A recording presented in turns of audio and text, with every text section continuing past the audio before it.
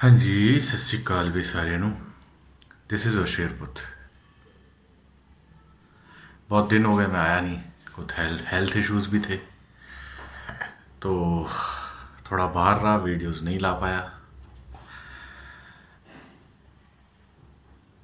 औरंगाबाद औरंगाबाद का नाम चेंज करके संभाजी नगर कर दिया गया, और एक और जगह उस्मानाबाद का नाम चेंज करके धाराशिव कर दिया गया।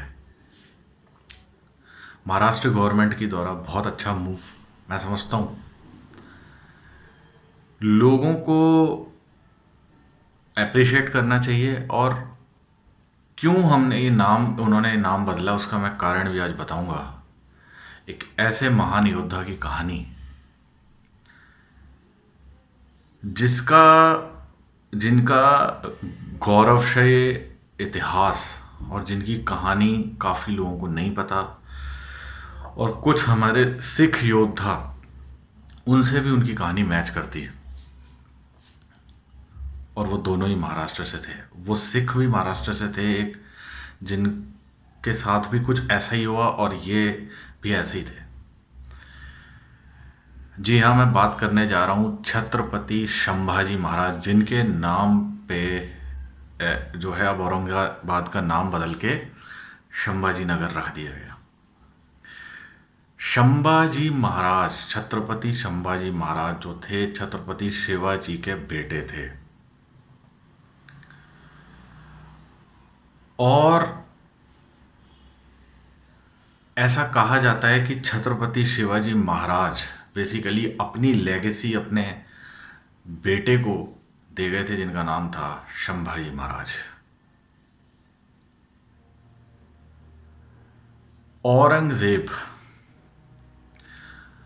औरंगजेब का ज़माना था। मैं ये भी बताऊंगा कि हमें ये, अगर कोई इसको जस्टिफाई करता औरंगजेब, कई लोग गुस्सा हो रहे हैं यार ये नहीं करना चाहिए, वो नहीं करना चाहिए। पहले संभाजी महाराज, छत्रपति संभाजी महाराज की शख्सियत के बारे में उन्हें पता होना चाहिए, क्या उन्होंने किया है। शिवाजी के बेटे थे, छत्रपति शिवाजी के बेटे थे वो। उन्होंने एक कैंपेन को आगे बढ़ाया था जो कि शिवाजी ने चलाई थी। उनका नाम था स्वराज कैंपेन, कि भारत को मुगलों से मुक्त कराना है। पंजाब में सिखों ने चलाई थी ये कैंपेन, और महाराष्ट्र से स्टार्ट हुई थी, मराठाओं ने चलाई थी। उसी कैंपेन को आगे बढ़ाया था छत्रपति संभाजी महाराज ने। स्टार्टिंग में औरंगजेब ने उन्हें कई जमीनें दी, जागीरें दी, और उन्हें कहा कि आप भी हमारे साथ आ जाओ, आपके लिए इतनी ज़मीनें, इतनी जगह से आपको टैक्स कलेक्ट करने हैं। मुगलिया सल्तनत की छत्र छाया में। लेकिन संभाजी महाराज जो थे, छत्रपति संभाजी महाराज, उनको जब उन्होंने देखा कि मुगल अत्याचार बहुत करते हैं लोगों पे, हिंदुस्तानियों पे, गरीब किसानों पे, उनके अंदर एक, कह सकते हो कि ये बहुत आग जागी है। उन्होंने तो यही कहा था कि अब हमारी गुलामी स्वीकार कर लो, सब कुछ सही है, लेकिन वो लोगों पे अत्याचार, लूट खसोट, लड़कियों की बर्बादी, ये सारा कुछ वो करते थे। तो उन्होंने कहा कि यार ये तो गलत हो रहा है, हम भारत के निवासी हैं, और हम ही इन्वेडर्स साथ मिलके, क्योंकि छत्रपति शिवाजी ने भी और छत्रपति संभाजी ने भी कुछ टाइम के लिए मुगल आर्मी में सर्व किया था। लेकिन जब उन्होंने मुगलों के अत्याचार देखे, दुराचार देखे लोगों के प्रति, तब उनके अंदर एक स्वराज की भावना जागी। आगरा में वो गए, आगरा में उन्हें कैद भी किया गया, दोनों बाप बेटे को, संभाजी और शिवाजी को, और वो फिर वहाँ से भागे भी। औरंगजेब को पहले ही पता था कि कोई बगावत महाराष्ट्र के अंदर जन्म ले चुकी है, और ये मेरी बात नहीं मानेंगे, दोनों के दोनों बाप बेटे, शिवाजी और संभाजी। शिवाजी जो थे उनका तो देहांत हो जाता, उसके बाद 1682 में। और उसके बाद आपके क्या कहते हैं शंभाजी आते हैं। शंभाजी ने 9 साल के अपने मिलिट्री करियर में 120 जंगें लड़ी और सारी की सारी जीती। शंभाजी महाराज को एक इसलिए भी जाना जाता है, उन्होंने सबसे बड़ा काम क्या किया था, उन्होंने अपने राज के अंदर किसानों के लिए टैक्स फ्री किया, जमीनों को उनके लिए फ्री किया, वही अपने जमीन के मालिक बने, उनको शाहूकारों से मुक्त कराया। क्योंकि महाराष्ट्र की और मराठाओं की सबसे बड़ी जो सोर्स ऑफ इनकम थी वो एग्रीकल्चर थी, और वो कभी किसानों को दबाते नहीं थे, जबकि मुगल दबाते थे। ये जब उन्होंने देखा तभी उनके अंदर ये स्वराज की भावना जागी थी, शिवाजी महाराज में भी और संभाजी में। और यही काम जर्नैल बाबा बंदा सिंह बहादुर ने किया था। उन्होंने ज़मीनें पंजाब में वज़ीर खान को हरा के, मुगलिया गवर्नर जो था, और ज़मीनें वापस किसानों को दी थी। ठीक है, तो बाबा बंदा सिंह बहादुर वो जो थे, उन्होंने भी यही काम किया था गुरु साहब के जाने के बाद, जो संभाजी महाराज ने किया था। बाबा बंदा सिंह बहादुर और संभाजी महाराज की पर्सनैलिटी ऑलमोस्ट एक जैसी थी, लेकिन वो अपने एक समय में नहीं हुए।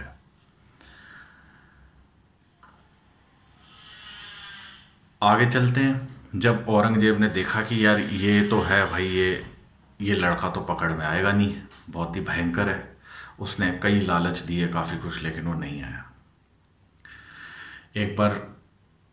लेकिन कहते हैं ना, जब गद्दारी हमारी ही बंदों ने की हो, तब हम किसी को क्या दोष दें जब हमारा ही सिक्का खोटा हो।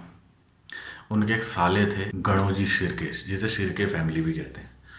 एक बार संभाजी कहीं जा रहे थे अपने काम से, तो उनके रास्ते का पता, वो खबरी बन गए मुगलों के लिए, उन्होंने रास्ते का पता औरंगजेब को पता दिया कि संभाजी, पहले ही उनकी जो फौज थी संभाजी जो और मुगलों की, वो ढूंढ रही थी, लेकिन वो गणोजी शिर्के जो थे, वो शिर्के फैमिली चिड़ी हुई थी, उन्होंने पता बता दिया। मतलब हर हमारे हिंदुस्तान में गद्दारों का भी एक अलग इतिहास रहा है, वो उनकी एक अलग लाइन चलती रही, तो उनमें से एक शिर्के फैमिली। मुगलों ने फाइनली पकड़ लिया, पता बता दिया। तो ऐसा कहते हैं कि बेसिकली तुलापुर एक जगह है, तुलापुर में उनको लेके गए। तुलापुर में पहली मैं आपको जो बताना चाह रहा हूँ, उसमें संभाजी को पकड़कर उनको ऊंट के ऊपर उल्टा लटकाया गया। ये थोड़ा सुनने में गलत लगेगा, बढ़िया सच है। फाइनली ऊंट पे लटकाया, उस पे मूत करवाया कुत्ते बिल्लों का, और मुगल जो मुगलिया सैनिक थे, उन्होंने भी जुलूस निकाला उनका, और फाइनली 40 दिन तक उन्हें तड़पाया जेल में। उनके सामने मुगलों ने 3 शर्तें रखी। पहली शर्त थी कि वो औरंगजेब को बादशाह मान ले। दूसरी शर्त थी सारे खजाने जो लूटे हैं उन्होंने मुगलों के, वो वापस करें मुगलों को। तीसरी शर्त थी इस्लाम कबूल करें अगर बचना है। संभाजी महाराज ने तीनों की तीनों शर्तें खारिज कर दी। उनके साथ उनके एक दोस्त भी थे जिनका नाम था कवि कलश। जैसे चंद्रवरदाई थे पृथ्वीराज चौहान के साथ, ऐसे ही कवि कलश थे जो उनके दोस्त और कवि भी थे।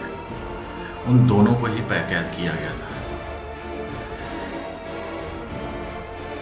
अब उन्होंने क्या करा कि भाई तुम इस्लाम कबूल कर लो, हमारे साथ आ जाओ। एक तो मानो, उन्होंने कहा नहीं, मैं अपना धर्म नहीं छोड़ूंगा।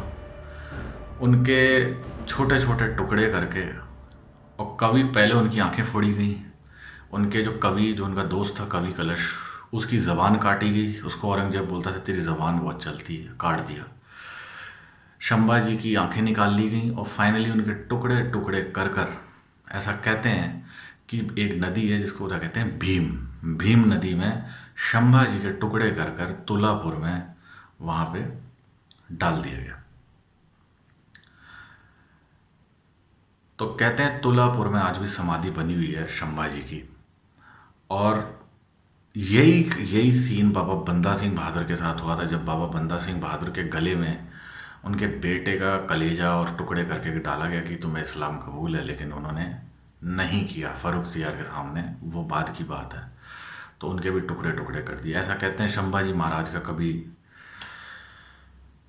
अंतिम संस्कार भी नहीं हुआ, तुक की बात है।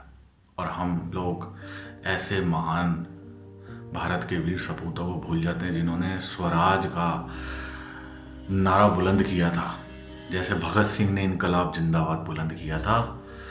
Shivaji Maharaj, Chhatrapati Shivaji Maharaj, known as a founder of Indian navy, Bharat की नेवी मतलब जो पानी की आर्मी होती है, नेवी के वो फाउंडर माने जाते हैं।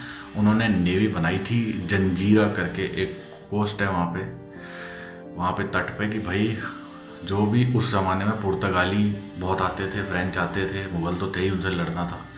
तो बाहरी ताकतों से लड़ने के लिए छत्रपति शिवाजी महाराज ने नेवी का निर्माण किया था। उनके बेड़े में कम से कम 400 से 500 जहाज़ थे और एक फ्लीट में 200 जहाज़ थे। उसी कैंपेन को छत्रपति संभाजी महाराज ने आगे कैरी फॉरवर्ड किया और पुर्तगालियों को और मुग़लों को धूल चटाते रहे अपनी नेवल आर्मी से भी। तो ये हमें ये भी एक फैक्ट चेकर है कि कई लोगों को ये भी नहीं पता कि छत्रपति शिवाजी महाराज को भारत की नेवी का फादर कहा जाता है या फाउंडर कहा जाता है। आज शिवाजी महाराज ने, वो पहले थे जिन्होंने सोचा था कि हम जो बाहरी आतंककारी इन्वेडर हैं, इस्लामिक इन्वेडर हैं, मुग़ल हैं, खिलजी हैं, अफ़गान हैं, पुर्तगाली, अंग्रेज हैं, उनसे हम भारत के तटों की हिफाजत करेंगे, हम नेवल आर्मी का निर्माण करते हैं। तो मैंने ये वीडियो इसलिए बनाया था कि मैं सबको बताना चाहता था बेसिकली कि छत्रपति संभाजी महाराज, जो कि छत्रपति शिवाजी महाराज के बेटे थे, उनका क्या योगदान रहा है भारत की इतिहास में। और कहीं ना कहीं उनकी पर्सनैलिटी, ग्रेट बाबा बंदा सिंह बहादुर जो थे, वो भी इसी टाइप में, उनके भी टुकड़े टुकड़े कर दिए थे, पलाश से उनकी खाल नोची गई थी।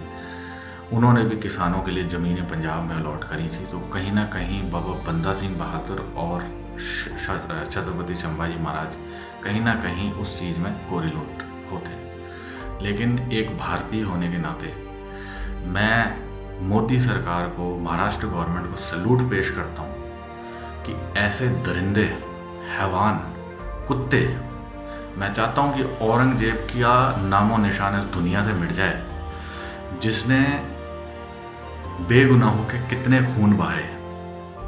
हमारे गुरु तेग बहादुर जी महाराज जब कश्मीरी पंडित उनके पास आए तो उन्होंने चांदनी चौक में भी यही बात कही थी कि हम इस्लाम तो कबूल नहीं करेंगे, धर्म माने आस्था, जो संभाजी महाराज ने की थी। चाहे सर तन से जुदा या धड़ अलग करना कर दो, वो हंसी हंसी शहीदी का जाम पी गए थे। ठीक है,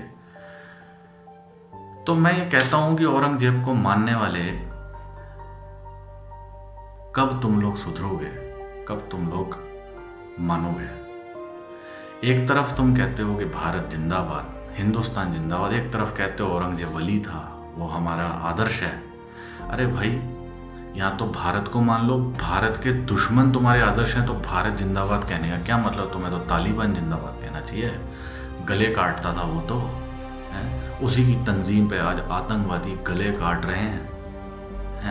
और शर्म आनी चाहिए तुम बेगैरतों को, तुम लांतियों को। मैं थूकता नहीं हूँ तुम पे हैं कि तुम औरंगजेब को वली मानते हो, हैं उस विलेन को, जिन्होंने कितने लोगों के खून बहाए, जिन्होंने लोगों का धर्म परिवर्तन किया, जिन्होंने सिखों के साथ, जिन्होंने सनातन धर्म को और इस भारत की संस्कृति को जड़ से उखाड़ने में एक कसर नहीं छोड़ी। ये तो कई लोग कहते हैं ना कि भाई मुगलों ने राज किया, वो चाहते तो कन्वर्ट कर देते, नहीं करे, सब एक थाली में खा रहे ना। ओ भाई, दम था इसलिए बच गए। डंके की चोट पे हमने ठोक के जवाब दिया, वरना आज कोई दूसरी सभ्यता होती तो हंसते हंसते आज सीरिया, अफगानिस्तान, ईरान बन चुके होते।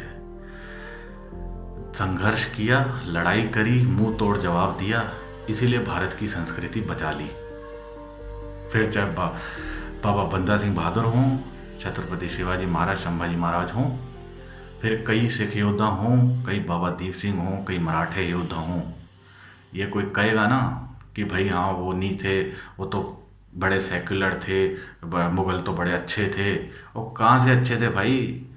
हमने ठोक के जवाब दिया, अफगानों, मुगलों, तुर्कों को ठोका है, उन्हें औकात याद दिलाई है, तब जाके वो सुधरे थे।